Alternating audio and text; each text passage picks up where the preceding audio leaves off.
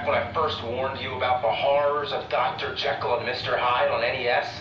Well, there were a few other games I mentioned there. They're just, rare, obscure games like, McKids or Taxman or whatever. What the hell is Taxman? I didn't even know what the hell I was talking about. I had too much to drink. What I meant to say was Wall Street Kid, a game about the stock market. Who would ever want to play a game like that? But it just so happens, by some fucking coincidence, there actually is a game called Taxman for the Apple II computer. I've heard that there's nothing much to this game, it's just a Pac-Man clone. I figured that probably means that it's a game that's very similar to Pac-Man. I was wrong. By clone, they meant an exact copy. It's Pac-Man. Have you played Pac-Man? Then you play Taxman without even knowing it. But that's not what I'm here to talk about. I'm here to talk about something that I've feared since the beginning. Those little tiger, electronic wrist games, those are better than Dr. Jekyll, Mr. Hyde. Have we gotten to that point now? Is it time to scrape the bottom of the toilet bowl of the whole video game industry?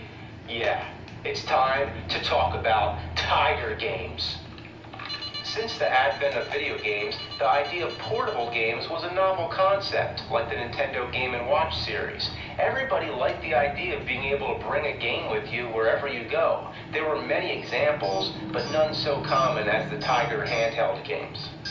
They used the most primitive technology possible. The graphics, if you can even call them graphics, work like this. The background is a fixed image that's printed onto the console. In front of that is a clear screen, kind of like an animation cell, with a bunch of static images that represent all the characters and objects.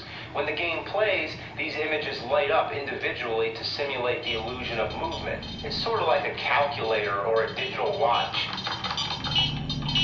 I can't think of a more crude way to make a video game. Of course, you don't need technology to make a good game, but these were all ungodly. But that didn't stop these games from flooding the market. They were everywhere, and everybody bought them. Everybody I knew had at least one of these things. On the school bus, people were playing them. At lunchtime, everybody was swapping them around and playing each other's games. It was like chicken pox. We all got it. It was the cheapest option for a handheld game. You could find them at any store, they were convenient for birthday presents, and each one was its own individual game. You didn't